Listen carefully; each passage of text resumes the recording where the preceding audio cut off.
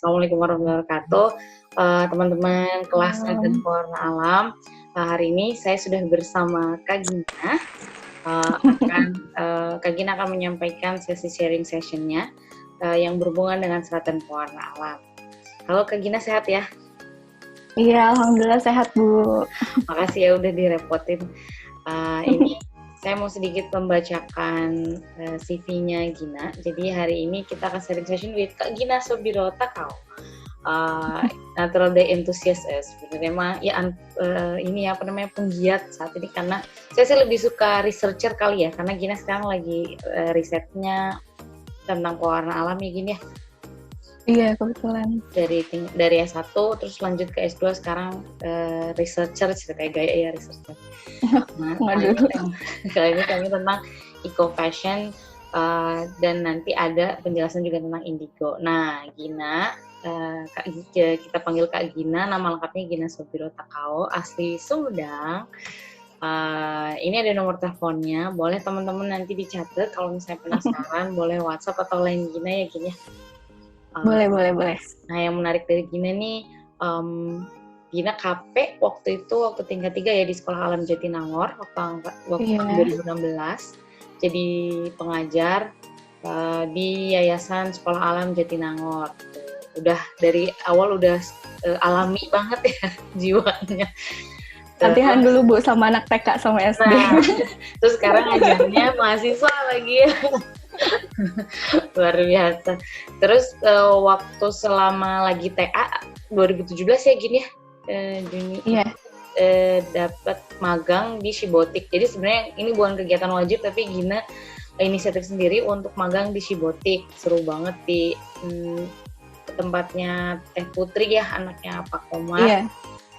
Jadi asisten manajer produksi. Kemudian setelah lulus sambil nunggu S2 nih, katanya di Your Hands bantuin Kak Amel dari Januari sampai Juli. Nah sekarang lagi kuliah nih S2 dengan penelitian pewarna alam dan sekalian jadi dosen di Kreatex. Luar biasa.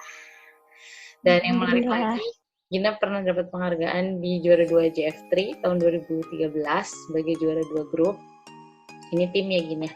Dan akhir prestasinya waktu tahun 2018 ini di Warlami. Warlami itu pewarna alam Indonesia ya?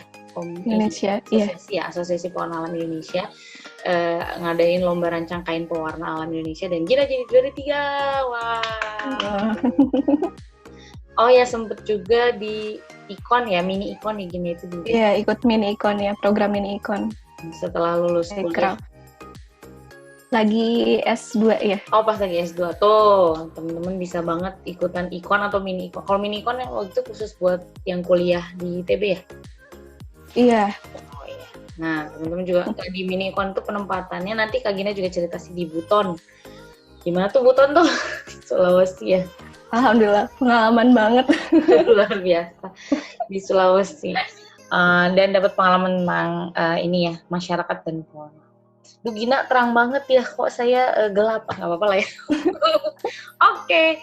Selama mungkin 30 menit ke depan kita akan ngebahas, langsung aja saya persilahkan Gina untuk sharing pengalaman Gina tentang pewarna alam, dan juga teman-teman pengen denger nih eco fashion itu sebenarnya kayak gimana sih fenomenanya, dan indigo juga. Silakan Gina. Ya, semoga bisa menginspirasi gitu ya. Oh, pasti insya Allah. Silakan. Oke, ya sebenarnya apa ya? Mungkin lebih ke sharing sih gitu, kalau ngasih pengalaman, lebih ke pengalaman kali ya, sharing pengalaman yang udah Gina tahu, terus yang apa sih juga gitu yang pernah Gina jalanin. Dari tema yang udah diajukan kemarin sih kurang lebih Gina bisa nangkepnya kita bakal bahas tentang hubungan eco fashion sama pewarna alam gitu. Mungkin lebih awal sih lebih enak kita ngebahasnya dari yang secara umumnya dulu gitu. Jadi ini data kebetulan Gina dapat dari Bu Arini, dosen eco fashion juga di Telkom, ngejelasin kalau ada dari Departemen Perdagangan Republik Indonesia juga sudah memaparkan gitu bahwa ternyata si fashion sendiri tuh porsinya tuh apa ya, jumlah jumlah sektor tertinggi gitu di Indonesia gitu. Baik itu dari segi industri kreatif, terus udah gitu dari penyerapan tenaga kerja gitu. Dan pada kalau kita lihat dari si diagramnya ini sih, ini bisa dibilang betul-betul signifikan banget gitu. Kita ngelihatnya yang warna pink itu fashion tuh bener-bener merajai lah gitu dalam kalangan industri kreatif gitu. Ini hampir setengahnya gini, setengahnya lebih. Iya, hampir setengahnya gitu. Nah, di situ tuh sebetulnya kan berarti bisa dibilang ini sebuah prestasi gitu bagi kita para penggerak fashion lah gitu. Nah, tapi dari itu tuh kan kita berarti mikir, dari situ berarti adanya perkembangan industri fashion gitu kan. Mungkin itu suatu prestasinya pemerintah atau mungkin prestasi kita juga gitu. Nah, tapi kita ngelihat nih ternyata ada juga gitu dampak buruk dari si perkembangan industri tersebut gitu. Yang mungkin udah Ibu jelasin juga ya Bu ya di mata kuliah yang serat dan pewarna alam gitu. Efek-efeknya tuh ada juga gitu, efek buruknya, dampak buruknya gitu. Salah satunya seperti pemanasan global, perubahan iklim, masalah sosial dan ketenaga kerjaan, terus masalah kesehatan juga gitu, kesehatan si masyarakatnya itu sendiri. Nah, ini ada contoh sih, lebih kan mungkin kita juga tahu ya gitu, kalangan industri itu biasanya dia berkumpul gitu ya Bu ya.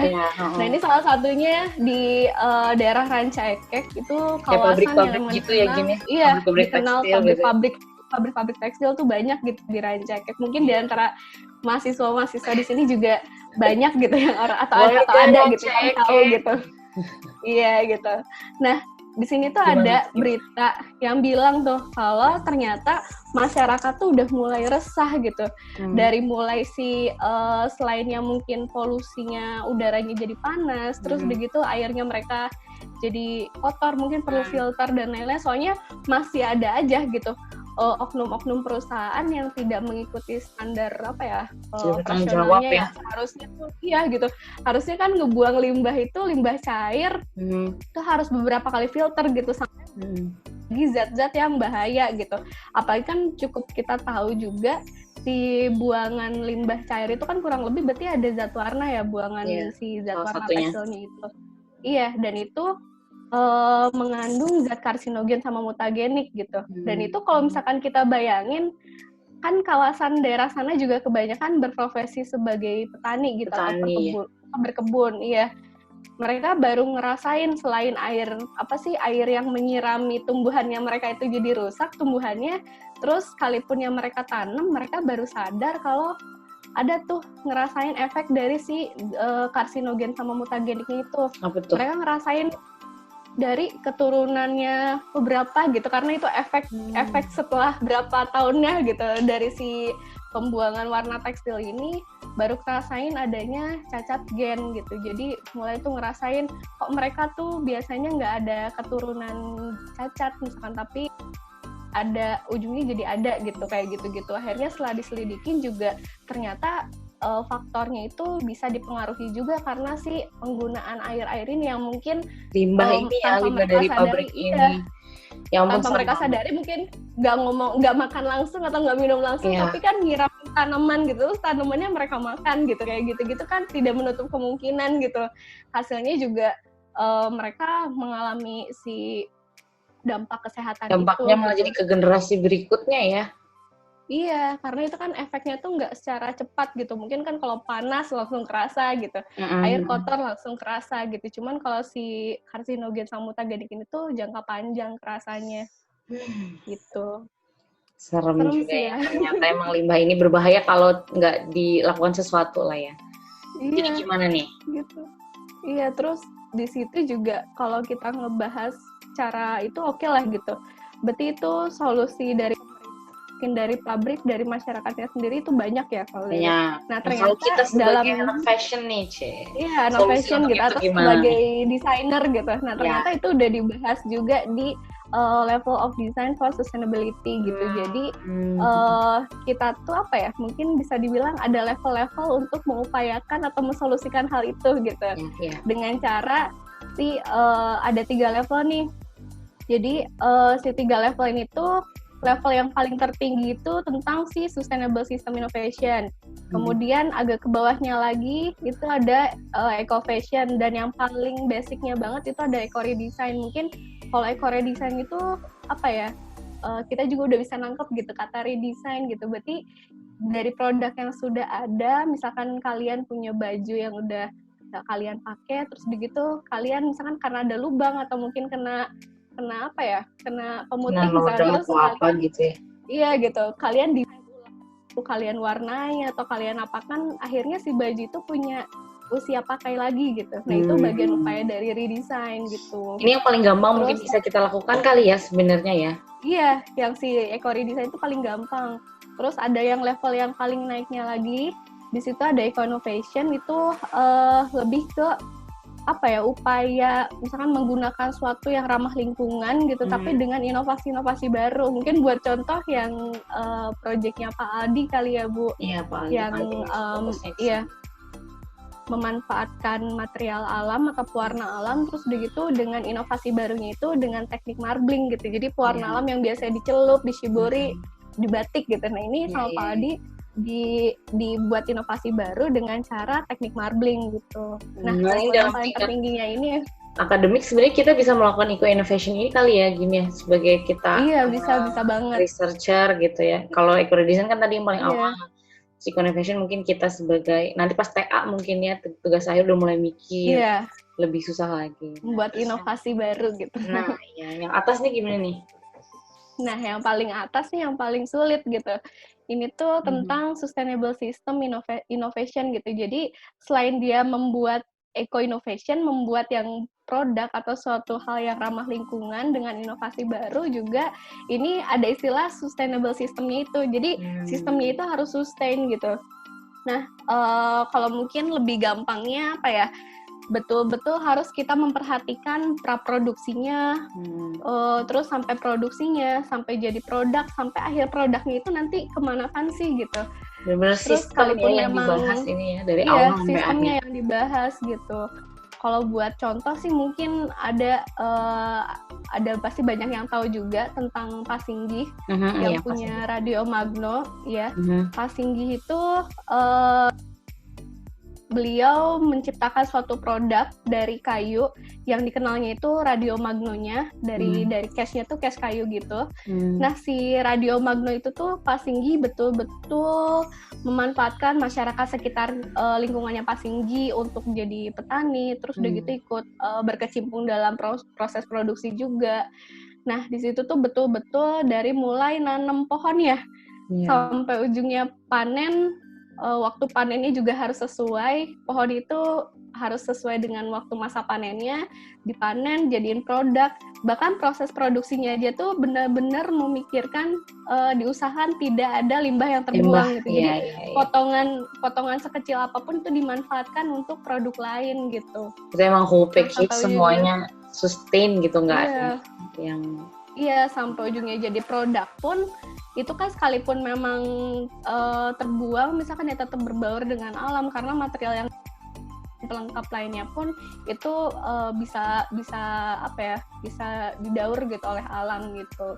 Nah terus kalau saya dengar juga sih Pak Singgih itu ada apa ya, kasarnya kayak garansi gitu, jadi bisa mengembalikan asalkan bukan bidang elektronya yang rusak gitu, jadi bisa ngasih garansi itu gitu, sampai seberani itu gitu. Jadi jangan sampai si apa ya, circle atau sistemnya itu tuh ada yang loss gitu. Iya, ada yang malah nambah bikin limbah atau malah nggak bermanfaat sama sekali ya. Kalau teman-teman boleh googling Pak Singgih Radio Magno ya. Ini sebenarnya sistemnya kita pengen lakukan kalau mungkin kita udah terjun ke masyarakat kali ya, gini ya, emang ini yang paling tinggi. Oke. Gitu. Sebagai desainer ini nih tahapan yang bisa kita lakukan. Nah, ini asik, cerita apa nih di Buton? Tengah Sulawesi. Nah ini gitu kan, itu berarti secara nya gitu. Nah sebetulnya kalau misalkan ini kan mungkin mata kuliahnya juga serat dan pewarna alam ya gitu. Kalian sebagai pelaku sendiri tuh, kalian sadar nggak sih sama potensi serat sama pewarna alam di lingkungan kalian tuh banyak gitu, tapi kalian tuh sadar atau enggak gitu. Soalnya itu Gina rasain sama Gina sendiri gitu ya, sama saya sendiri Bu, kerasa banget gitu. Kalau misalkan kayak kita ngelihat aja tuh kayak, oh ternyata ini bisa ya, oh ternyata itu bisa ya gitu. Banyak hal yang masih kayak gitu. Ini juga pernah kalau mungkin di antara mahasiswanya ada yang orang Sulawesi gitu. Sulawesi kan emang dikenal kaya banget sama si sumber daya alamnya gitu. Iya gitu, tapi setelah saya diposisikan waktu itu di mini icon itu di Buton Tengah, khususnya di Sulawesi Tenggaranya di Buton Tengah, itu kan mereka itu apa ya, setelah saya cari tahu gitu, ternyata mereka tuh tanaman ini banyak, tanaman itu banyak yang belum sadar gitu. Oh ternyata bahkan mereka ada anyaman piring lidi ini yang foto sebelah kiri. Mereka di produksi situ ini tuh, ya, si rotan-rotan lidi-lidi ini ya piringnya. Iya, piring lidi ini tuh kan berarti dari alam tuh.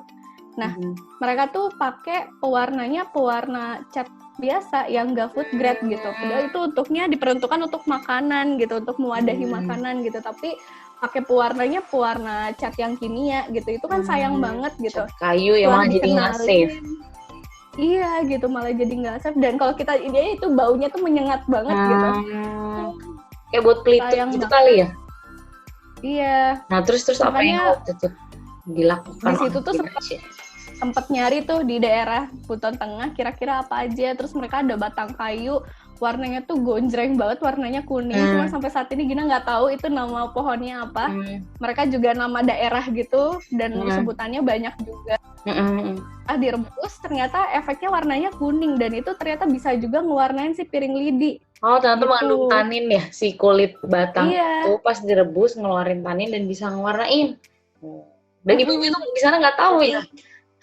Iya di sana nggak tahu gitu.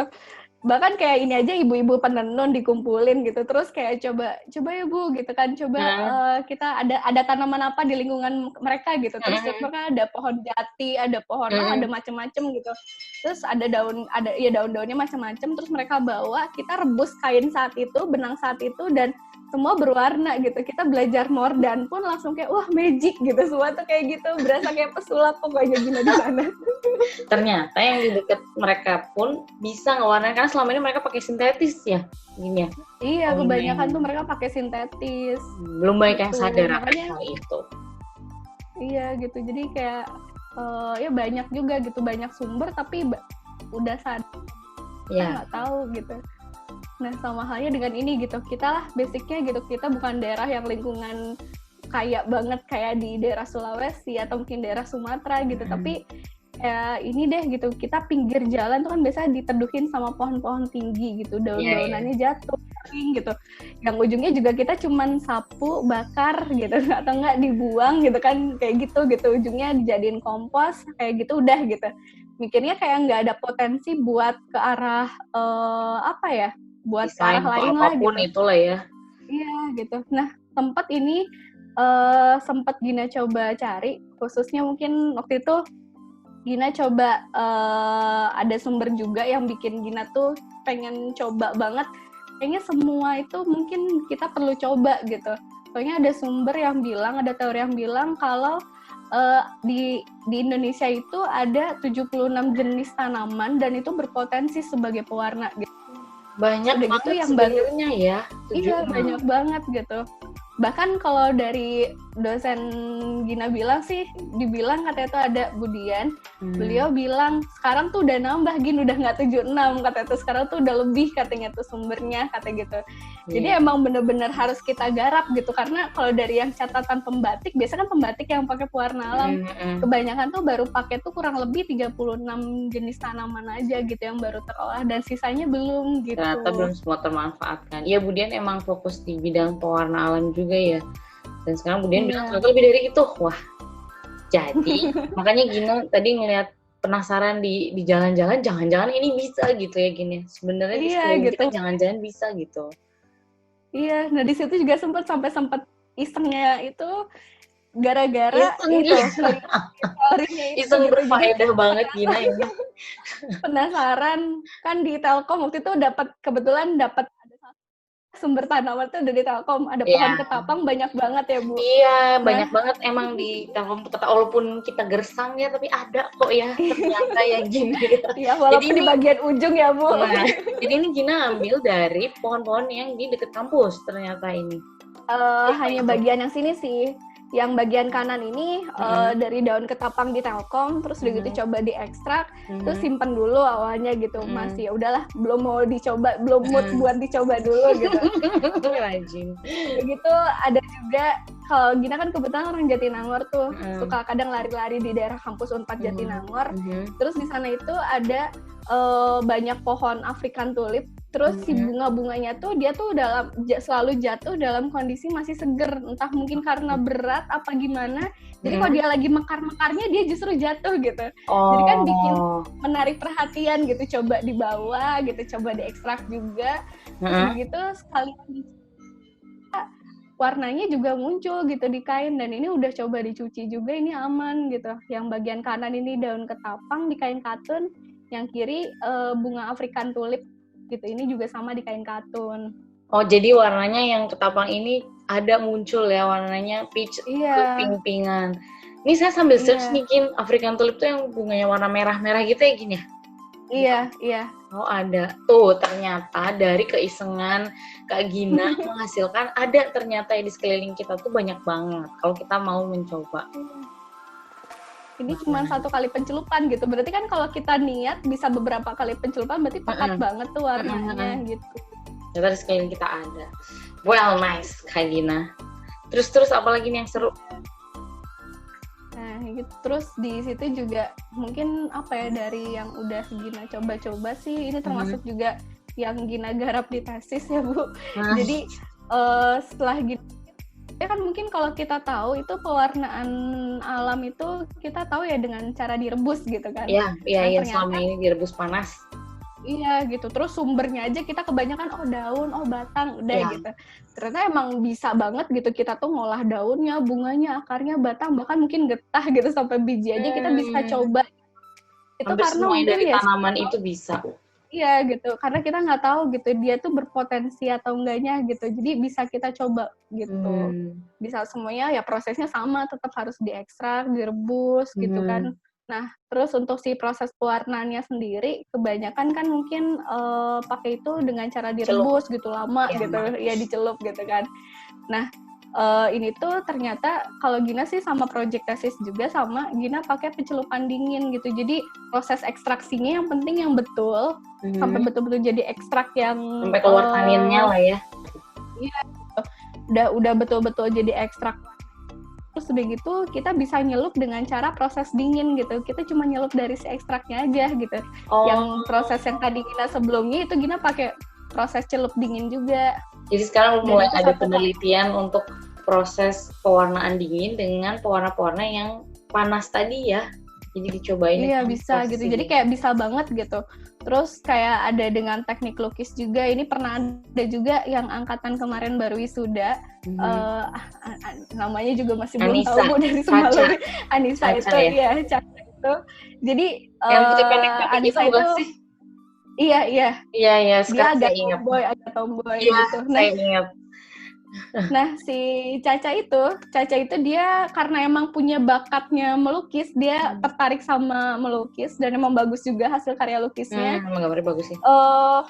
Mencari ide gimana caranya si material ekstraknya itu, ekstrak warna bisa dijadikan cat. Itu dikentalin pakai asam alginat. Ternyata bisa juga gitu dengan cara teknik lukis gitu. Terus begitu yang tadi juga yang udah pernah Gina lakuin di lomba yang warlami itu Gina pakai pewarnaan kainnya, pakai pewarnaan yang spray. Jadi Gina pakai macam-macam jenis ekstrak dari berbagai macam tanaman, terus begitu disemprot, dimasukkan ke alat spray, terus disemprot-semprot ke kain gitu. Jadi teknik spray juga bisa dilakukan selain nyelup-nyelup, kita juga bisa spray itu nanti efeknya tuh jadi ini kan ya, jadi titik-titik gitu ya, jadi menarik, jadi punya efek berbeda. Gitu. Oh tuh teman-teman bisa loh ya ngelakuin ini, nyoba-nyoba cara tekniknya selain proses pewarna, selain ngekstraknya, tapi syaratnya ekstraknya harus benar dulu ya Gini, ini mah ya. Iya, harus betul-betul. Okay. Terus si cap juga bisa. Kalau mungkin ada tahu brand Imaji. Imaji kan itu dia mengaplikasikan teknik cap gitu dengan warna. Nah itu bisa juga gitu dengan teknik cap. Jadi proses buat pewarnaan tuh banyak banget gitu. Mordan kan ada asam, basa, garam, logam gitu. Kandungan asam tuh apapun yang mengandung asam, nah itu bisa kita coba dan hasilnya tuh beda juga gitu. Ada menghasilkan reaksi perubahan warnanya ya emang betul-betul bisa beda-beda banget gitu. Beragam Sekalipun banget misalkan ya. Iya, jeruk ada jeruk lemon, jeruk nipis gitu, itu beda banget gitu hasilnya. Nah, kadang Gitu, air di sini sama air di sana juga beda ya gini ya. Nah, iya. gitu. Termasuk Gina tuh di Buton, Gina nyobain kada zat garam itu dicobain dari garam pantainya mereka yang di daerah itu garam kasar gitu sama air laut gitu, dan itu ternyata efeknya beda juga. Gitu. Walaupun sama-sama garam ya. Sebenarnya teman-teman itu saya kasih taunya Mordan itu asam basa sama logam aja. Memang garam nggak saya kasih tahu karena memang garam itu kan sifatnya netral. Kalau asam sifatnya asam, basa sifatnya asam, logam sifatnya logam. Nah kalau garam kan sifatnya netral dan bisa juga ya gini buat Mordan sebenarnya kalau misalnya mau pengen nyobain. Cuma di teman-teman 2018 kali ini nggak saya minta untuk nyobain garam. Sementara di asam basa. Iya karena emang kadang memang nggak kelihatan sih kadang-kadang. Oh jadi reaksinya. Garam itu tergantung situasional lah ya, ada yang berhasil ada yang enggak gitu ya. Iya, tergantung mungkin si kandungan dari si jenis zat warnanya itu sendiri kayaknya. Iya, benar. Kayak tuh garam bisa kalau yang mau nyoba-nyoba juga. Terus ada proses fiksasi ya, itu udah basic lah, semuanya juga perlu ya Bu. Gitu. Nah ini sih kalau mungkin diminta buat ceritain TA gitu. Iya dong, pengen banget tentang indigo nih, gimana nih, penasaran. Waktu itu Gina pakai pewarna indigo, terus di kain rami. Waktu itu kain ATBM. Ya, gini. Iya, di kain rami, diaplikasiin di kain ATBM jenis yang rami. Terus begitu yang 100% alami nggak pakainya waktu itu? Iya, 100% alami. Beli gimana waktu itu si raminya? Waktu itu Rami beli mesen di Patomo. Oh, ada di Patomo ya. Mahal sekarang Patomo loh. Lanjut ya. Iya, lumayan Bu. Waktu dulu juga gitu lumayan. Juga ya. Jadi si kain rami ini pakai teknik iya pakai pewarna indigo, terus udah gitu pakai tekniknya itu terinspirasi dari kan si pewarna indigo sendiri itu sejarahnya udah kuat banget ya gitu, tradisinya gitu. Nah jadi digabung, ternyata kan pewarna indigo itu dia bukan berasal dari Indonesia gitu, jadi nggak cuma di Indonesia nih yang punya pewarna indigo gitu, malah kalau kita searching pasti ngarahinnya itu ke arah Jepang sama India gitu si pewarna indigo ini tuh gitu. Setelah baca pewarna di Jepang, terus udah gitu dicari-cari, ternyata memang si pewarna indigo itu sejarahnya tuh klasik banget gitu. Bahkan kalau ini ada baca tentang si Mingge ini tuh suatu gerakan seni gitu, suatu gerakan seni yang menghasilkan suatu karya gitu, tapi karya-karya yang klasik gitu, karya-karya yang emang pada zaman sejarahnya mereka lah gitu, orang-orang nenek moyangnya mereka gitu. Ya jadi ini tema besar TA-nya Kak Gina itu adalah Mingge, dan Mingge itu adalah seni klasiknya orang-orang Jepang pada masa itu ya, termasuk di kain, di keramik, di tempat yang lain. Iya, di keramik gitu kayak gitu. Jadi kayak dan itu emang salah satunya itu ada yang ngegunain pewarna indigo. Terus itu teknik yang termasuk si Mingge ini tuh ada si Sashiko sama Shibori. Waktu itu kebetulan hubungin antara si teknik Sashiko ini dengan Shibori dengan alasan Sashiko itu kan teknik running stitch gitu, dan dia perlu pola gitu, dan polanya tuh biasanya dibuat pakai kapur. Jadi udah beresnya dihapus gitu, dan polanya tuh bentuknya segitiga sama kotak. Jadi cocok banget sama bisa Shibori. digabungin sama Shibori dengan jenis si Tajime sama Seka ini gitu. Digabungin jadi produk gitu tuh. Luar biasa gitulah ya teman-teman, tugas akhir itu penuh dengan perhubungan. Kenapa Sashiko, kenapa Shibori? Nanti teman-teman akan merasakan sendiri tugas akhir. Tapi ini luar biasa, TA-nya Gina ngebahas tentang Shibori, teknik celup rintang juga ya, tapi dari Jepang. Yang Gina pakai yang Tajime sama Seka, yang kotak sama si bentuk-bentuk segitiga ini ya.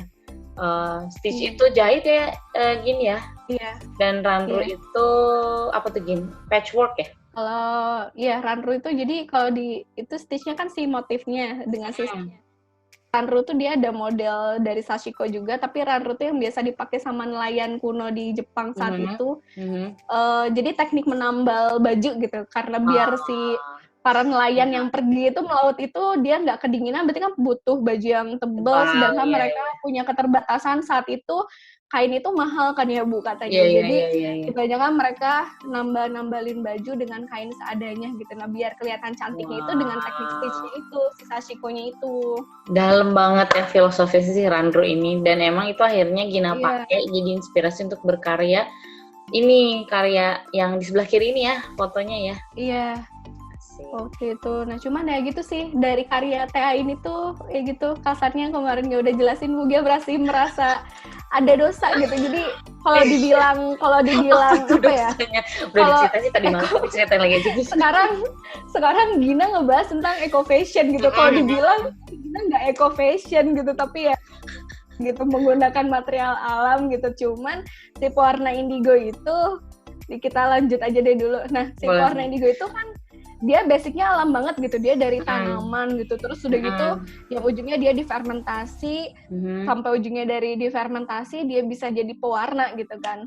Nah cuman dia perlu zat aktif gitu buat bisa ngewarnain kain gitu.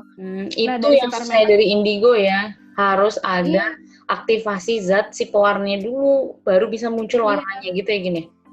Iya, nah waktu itu Gina zat aktivasinya berhubung emang TA-nya juga waktunya juga mepet gitu, jadi kebetulan cuma 1 semester ya. Iya, jadi tidak memungkinkan untuk Gina 100% alami gitu. Jadi zat aktif yang alami itu kan pakai gula Jawa, dan itu prosesnya harus nunggu sampai minimal 24 jam buat kita ready biar kita celup tuh si kainnya gitu. Lama ya kalau nunggu, keburu teman-teman yang lain wisuda. Iya. Lain gitu zat aktif bantuan kimia hidrosulfit sama soda abu dia juga berpotensi untuk itu gitu. Bisa ngaktifasi si pewarna indigo.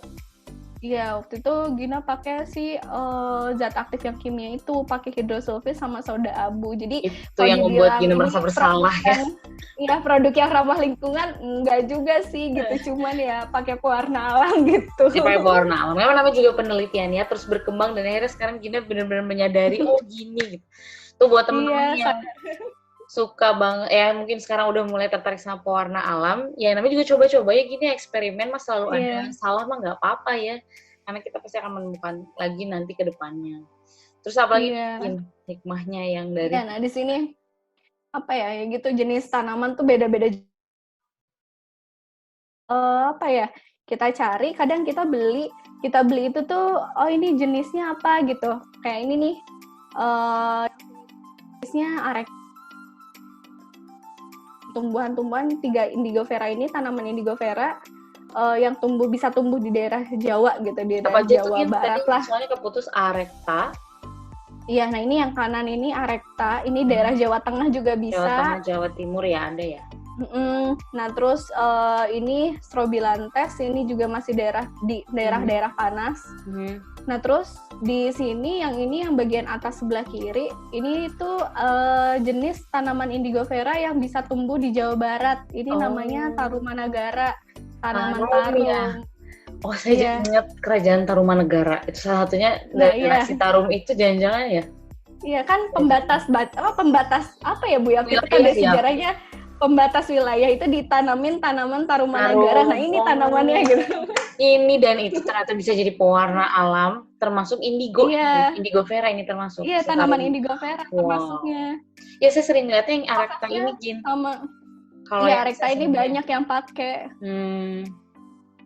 Nah ini tuh emang, tapi kita emang kalau butuh buat jadi pewarna itu perlu banyak banget, emang bener-bener definisi panen tuh ya panen gitu, soalnya emang difermentasi nggak bisa sedikit gitu, minimal tuh 5-10 kilo lah gitu kita butuh buat untuk fermentasi jadi pewarna itu. Oke, jadi dari si tumbuhan ini harus, kalau mau jadi pewarna alam harus ada namanya proses fermentasi, yaitu jadi dipastain ya? Dibusukin gitu, dipastain gitu. Ya, dimasukin ke gentong, ditutup. Iya, ditutup, diairin gitu, sampai dia jadi membusuk alami, jadi ada gelembung-gelembung kayak gitu. Dia ada endapannya. gitu. Endapan itulah yang akhirnya dipakai untuk pewarna alam yang berbentuk gitu. pasta. Makanya saya sering dengar katanya kalau pewarna alam indigo itu emang bau banget. Itu emang bener ya? Bau banget. Iya, karena itu emang fermentasi kayak. Bagi itu dia sih. Oh iya, ini yang jenis Strobilantes ini yang bawah. Nah ini tuh bau, cuman nggak begitu bau sih. Gina rasa. Entah mungkin karena itu sih ya, mungkin jenisnya juga kan beda. Ya, Jadi kalau hasil fermentasinya yang Strobilantes ini, dia nggak begitu bau, nggak sebau Arecta gitu. Cuman emang yang banyak orang jual, yang banyak orang pakai itu si Arecta ini, karena Arecta lebih gampang. Lebih gampang dan warnanya katanya lebih kuat ya? Kalau yang taruh ini juga sama, Gin? Sama, waktu itu Gina sempat beres TA itu, sebenarnya lagi pas TA juga udah mulai dapet benihnya, terus coba nanam, tapi kan emang prosesnya lama banget buat jadi siap panen itu, coba nanam agak banyak. Gina menghayati indigo banget sampai ditanam, nyari bibitnya ditanam, tumbuhin? Iya, coba tumbuh Bu.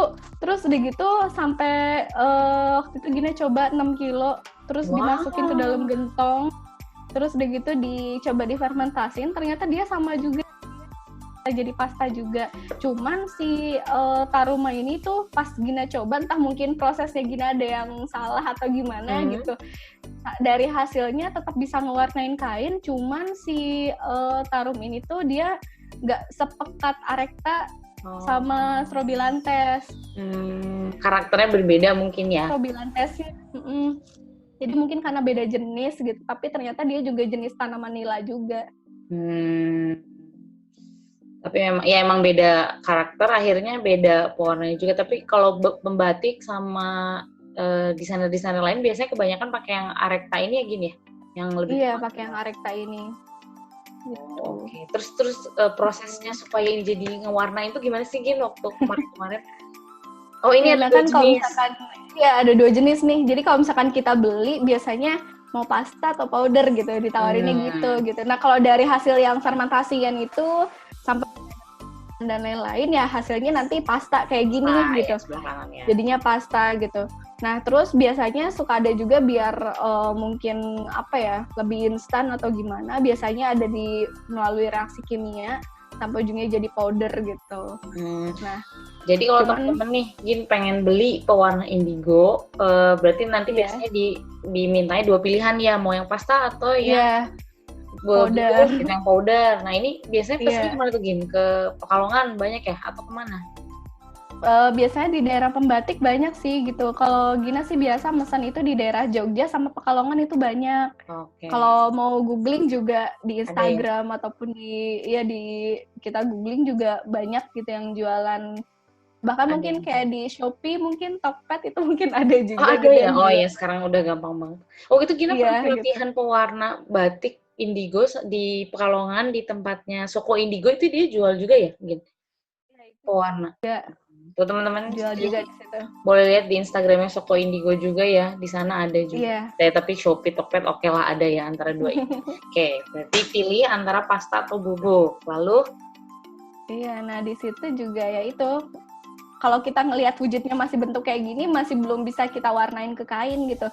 Perlu si zat aktifnya itu gitu. Nah, kalau buat itu ya kamu warna indigo. Kalau yang cuman kalau yang lebih mudah sih lebih gampang itu pakai yang pasta gitu. Jadi kalau yang pasta mungkin karena memang nggak ada reaksi kimia juga ya gitu. Jadi dia masih basicnya alami gitu. Jadi kita kalaupun mau pakai zat aktifnya itu si hidrosulfit sama soda abu, dia langsung bereaksi. Sekalipun kita pakai yang gula Jawa, dia cepat gitu. Nah kalau yang si bubuk ini yang powder, biasanya kalau pakai yang gula Jawa itu jarang bagus sih, nggak pernah, jarang berhasil. Gina pakai yang mana nih? Pakai yang Gina sempat pakai yang powder dulu, terus begitu Gina cobain yang pasta. Ternyata lebih pekat yang pasta sih. Tuh buat gitu. Kalau teman-teman pengen nyobain ini enaknya pasta dulu atau bubuk dulu Gin? Kalau basic lebih enak yang pasta. Pasta aja dulu ya. Tingkat kegagalannya sedikit lah gitu. Tapi ingat ini harus difermentasi supaya warnanya fermentasi apa namanya tadi? Buat diaktifasi. Aktivasi warnanya supaya keluar. Ya gini ya. Nah, ini gimana ya caranya? Kalau misalkan kalau yang secara hidrosulfit sama soda abu sih itu prosesnya cepet banget. Jadi kita misalkan 1 kilonya pasta indigo ini takarannya kita butuh hidrosulfit tuh 2 sendok lah atau 1 sendok juga itu udah langsung aktif banget.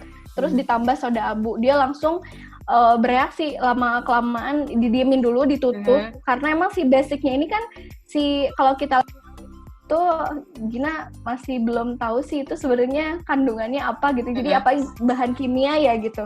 Kan harus kedap sama oksigen gitu. Nah, jadi si proses ini tuh memang harus dihindari dari ditutup oksigen. pokoknya. Jadi ditutup dulu, didiemin kurang lebih 15-30 menit. Nanti si pewarna ini tuh setelah dicampur air, campur pasta, campur si hidrosulfit sama soda abu, nanti berubah jadi warna kuning neon, kalau enggak hijau kehijauan gitu justru. Justru jadi kuning bukan kebiru-biruan. Jadi prosesnya sih pasta ini campur hidrosulfit plus soda abu, ditutup dalam ruangan tertutup. Maksudnya tempat tertutup, nggak boleh kena oksigen ya. Didiamkan selama beberapa menit, nanti ternyata berubah jadi kuning. Magic banget. Iya, dia ntar berubah jadi kuning. Sekalipun kita nyelup kainnya nanti ke itu, nanti kain kita tuh warnanya kuning juga gitu.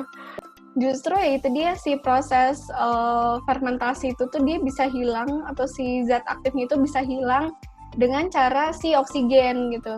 Nah, jadi kita udah kena angin tuh, kena oksigen di luar, ntar dia perlahan kainnya berubah jadi biru gitu. Wah, kayak magic ternyata ya pewarna indigo. Iya, magic banget gitu. Jadi pas dicelupin warna kuning, butuh angin-angin dulu lagi, baru warna birunya muncul gitu ya? Iya. Oke. Jadi dia udah nggak bereaksi lagi gitu. Dia udah nggak. Jadi setelah kena oksigen dia udah nggak bisa mengaktif untuk menyerap warna itu. Gitu.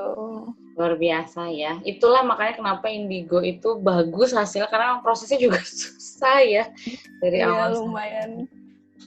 Gitu. Kalau misalkan bedanya sama yang si gula Jawa, itu gula Jawa sebetulnya lebih pekat gitu. Kalau kita diaktifasinya pakai gula Jawa, dia lebih pekat hasil warnanya. Cuman itu dia, prosesnya kita itu lumayan gitu. Jadi ngediaminnya kalau pakai hidrosulfit soda abu cukup 15 menit sampai 30, kalau pakai gula Jawa minimal tuh 24 jam kita diemin gitu. Baru ntar dia berubah jadi kuning. Tapi kelebihannya si gula Jawa ini lebih alami gitu ya gini. Iya, 100% alami. Berarti kita nggak nanggung-nanggung tuh gitu prosesnya. Eco fashionnya tuh beneran eco fashion gitu ya. Iya.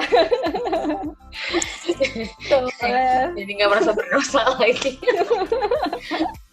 Oke, jadi ada pilihan sebenarnya. Teman-teman bisa pakai yang non alami atau yang alami. Kalau karena kan untuk awal masih belajar, yang non alami juga nggak apa-apa, tapi memang tidak terlalu ramah lingkungan ya.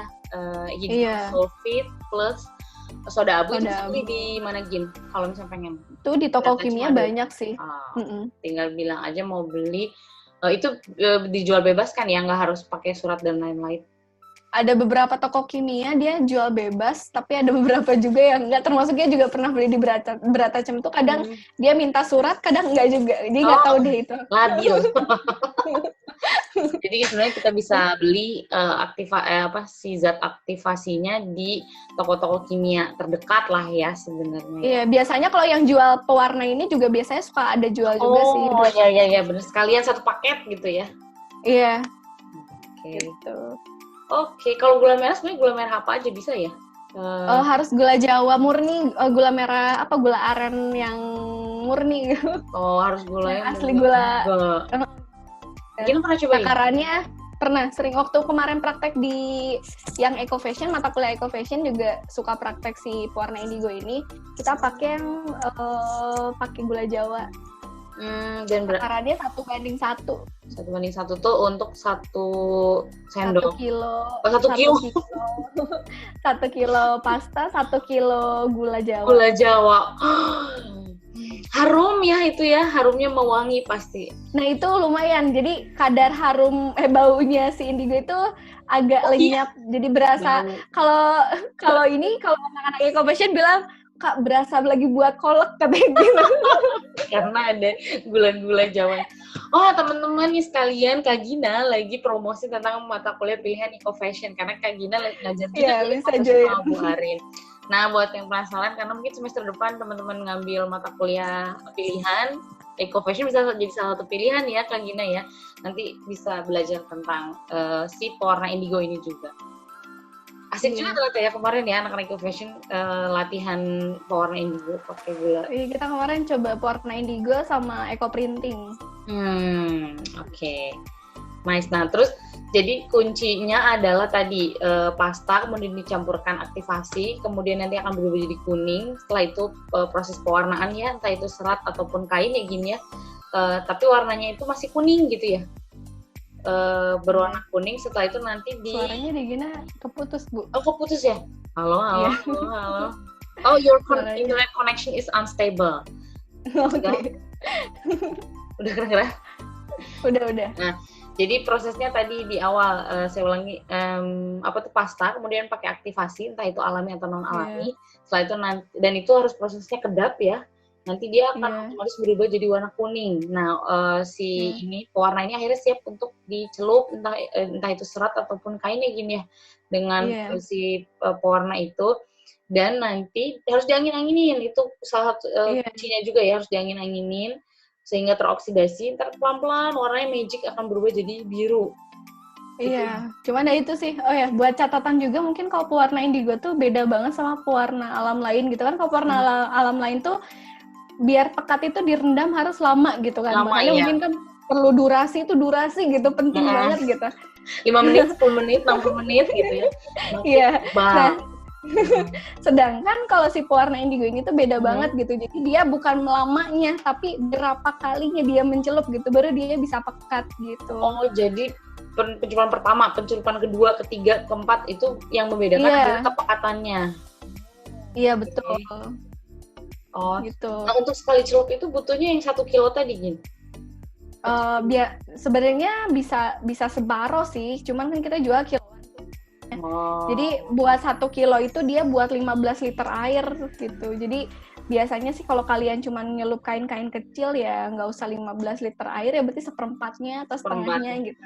Jadi kalau di indigo nih bukan berdasarkan lamanya, mau selama apapun warnanya bakal kayak gitu ya gini ya, asalkan nanti sampai proses oksidasi selesai kering, terus dicelup lagi gitu ya? Iya, dicelupin gitu. Sampai berapa kali?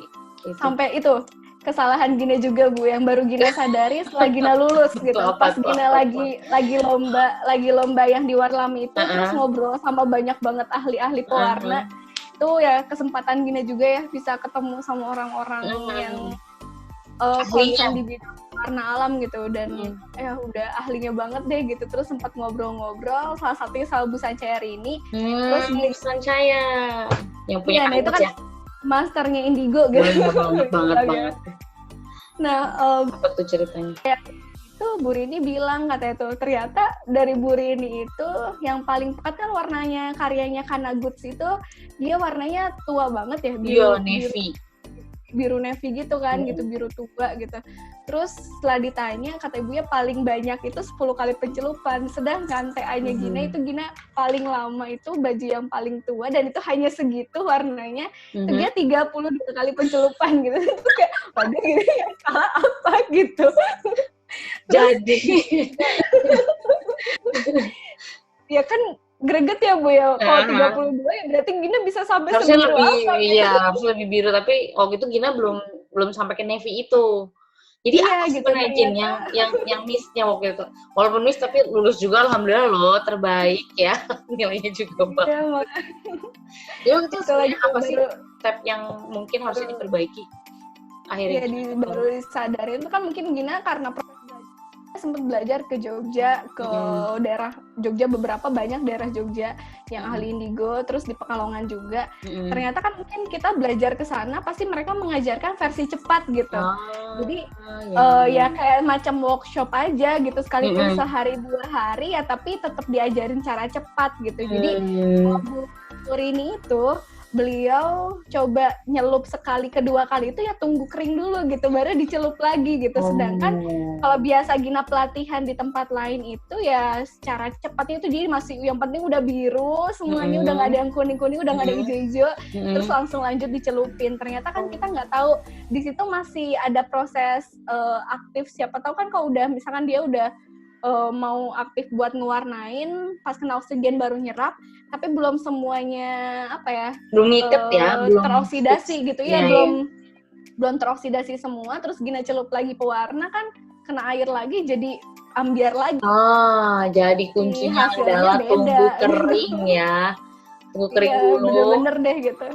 Setelah berserap dengan baik, setelah nempel dengan baik, baru masukin ke proses pewarnaan lagi. Belajar dari pengalaman ya gini. Iya, pewarna alami itu masuk bagian kategori slow fashion mungkin ya karena itu ya Bu ya. Jadi memang kunci dari pewarna alaminya apa Gin? Prosesnya? Kunci dari prosesnya ya harus telaten, sabar. Telaten dan sabar ya Bang. Jadi jangan, ya karena yang pewarna sintetis kita langsung dapet warna merah, langsung dapet warnanya yang mencerah gitu ya. Kalau pewarna alam nggak bisa langsung dapet yang bagus ya Gini, memang harus sabar. Tapi memang ya itu tadi yang positifnya adalah kita pakai alam, tidak merusak alam. Wah, luar biasa ya. Betul. Jadi ini tentang indigo, gitu ya teman-teman ya. Kalau misalnya teman-teman tertarik sama pewarna indigo, sebenarnya Gina tuh udah, tadi Gina bilang pas lagi sebelum TA ya Gina, sebelum TA Gina sempat pelatihan dulu, makanya akhirnya TA-nya kuat gitu ya ngambil indigo. Nah teman-teman yang emang penasaran juga sebenarnya bisa ikut pelatihan-pelatihan seperti itu ya. Bisa pertama sih sebenarnya bisa ikut mata kuliah Eco Fashion, terus nanya-nanya ke Gina. Atau kalau penasaran banget ya itu ikut pelatihan ke Pekalongan, ke Jogja mungkin Gina mencari ilmu tentang mana aja. Dan akhirnya Gina dapet insight dan saat ini mendalami pewarna alam juga khususnya indigo ini gitu. Tertarik. Apalagi ya dari indigo ini memang saya nggak ngajarin di kelas karena ini kan khusus ya, pewarna indigo ini nggak bisa seperti pewarna alam secang dan yang lain-lainnya yang lumayan cukup cepat gitu, tapi udah bisa langsung kelihatan hasilnya. Nah makanya saya undang Gina ke sini. Alhamdulillah semoga teman-teman semua dapat pencerahan tentang tadi eco fashion, fenomenanya ternyata memang sekarang lagi lagi rame, apalagi industri fashion yang tadi Gina bilang chartnya itu yang paling besar. Nah teman-teman yang kuliah di fashion ini tuh sebenarnya punya potensi, saya harus ngapain gitu nggak sih Gin? Apa sih yang bisa saya perbuat gitu? Ternyata limbahnya limbah terbanyak gitu ya. Nah kira-kira bisa diperbuat yang tadi mungkin yang eco redesign yang paling awal, punya baju sebelum dibuang mungkin diapain dulu gitu ya. Terus eco fashion. Dan terakhir adalah yang tadi yang lebih ke sistem ya. Sustainable system. Mungkin Gina TA-nya ke sustainable system menggerakkan masyarakat sih. Belum sih. Semoga ya nanti ya Gina. Gina lagi ini aja sih Bu, lagi ngembangin yang masalah teknik pewarnaan. Gina lagi coba ngolah. Oh, teknik pewarnaan itu kayak spray, apakah spray atau? Iya, tapi Gina lebih ngolah mordannya gitu. Jadi kan kalau mordan itu tuh bisa juga dijadiin motif gitu. Ternyata mordan dari pewarna bisa jadi pembentuk motif juga di pewarna ya. Iya. Nah itu yang garap lagi Gina coba teliti di S2. Gimana sih bikin mordan jadi pembuatan motif? Jadi Gina pakai si mordan itu kan dia selain punya tujuannya dia merekatkan warna dia kayak gitu, dia juga kan kadang suka ngasih efek reaksi perubahan warna tuh Bu. Gitu. Nah untuk si mordan akhir, dia suka ngasih efek perubahan warna. Nah di situ yang Gina coba olah gitu. Jadi Gina mengaplikasikan mordan gimana caranya. Jadi Gina cuma ngewarnain pakai pewarna alam itu ya 1 lembar kain aja gitu. 1 lembar kain polos gitu. Nah tapi Gina ngasih motifnya dari si mordan. Oh, jadi kayak misalnya diciprat, dilukis, ditambahin mordan di atas si permukaan kain itu ya? Gitu. Ya itu juga menarik sih. Mau lihat gitu, kalau misalkan ternyata kan berarti mordan itu karena si zat asam, basa, garam, logam itu kan dia mengandung mempengaruhi si kadarnya itu tuh dia pH-nya itu kan dia mempengaruhi, berarti kan yang bikin berubah tuh si pH-nya itu kan gitu. Nah Gina mau lagi coba buat garap tesis itu ngebuktiin kalau pH-nya itu bisa kita lihat gitu. Jadi kita mau warna sekian itu ya pH-nya kurang lebih sekian gitu. Jadi kita bisa mix mordan. luar Kayak biasa. Sekalian jadi ahli kimia. Iya, jadi malah kimia gitu, tapi kimianya juga kimia alami. Iya, Itu iya, diusahakan. luar biasa, alhamdulillah. Ada lagi mungkin slide yang pengen di-share, Git? Udah sih Bu, udah cukup. Oke, boleh di-end share dulu biar kita bisa melihat wajah kita berdua. Oke. Penting banget ya. Ini wajahnya Gina, alhamdulillah. Tadi penjelasannya sangat jelas banget ya, teman-teman ya, alhamdulillah. Tadi semoga penjelasan dari Kak Gina tadi bisa menambah wawasan khususnya tentang eco fashion, pewarna alam, dan yang pasti sih indigo Vera. Ini nanti teman-teman boleh nanya ya Kak Gina ya, kalau misalnya saya nanti mungkin inform, terus nanti entah gimana sistemnya nanti saya kasih tahu lagi lah ya ke Kak Gina sendiri. Sip lah, wah terima kasih banyak Kak Gina, ada yang mau sampaikan? Apa ya, itu sih kita sama-sama jadi hero lah, hero-nya untuk bumi, untuk lingkungan, walaupun secara titik gitu, kita coba-coba aja. Iya, benar banget, Gin. Saya mendukung sekali apa yang Gina lakukan saat ini. Semoga tesisnya lancar dan tidak ada kendala ya Gina ke depannya. Kita doakan teman-teman, semoga Kak Gina juga sehat-sehat selalu dan teman-teman juga sehat ya. Terima kasih banyak loh Kak Gina. Kalau gitu, sama Ibu. Saya akhiri sharing session ini. Semoga bermanfaat buat semua. Nanti yang penasaran banget sama Indigo, boleh tanya langsung sama Kak Gina atau ikut mata kuliah eco fashion ya Kak Gina ya. Boleh. Atau ikut pelatihan-pelatihan yang ada di beberapa tempat, khususnya di tempat batik sih. Oke, saya akhiri sesi sharing kali ini. Sampai ketemu lagi di perkuliahan minggu depan ya, karena teman-teman kebetulan lagi proses pewarnaan, jadi lagi asesmen. Semangat pokoknya. Sip lah, saya tutup. Assalamualaikum warahmatullahi wabarakatuh. Terima kasih Kak Gina. Waalaikumsalam.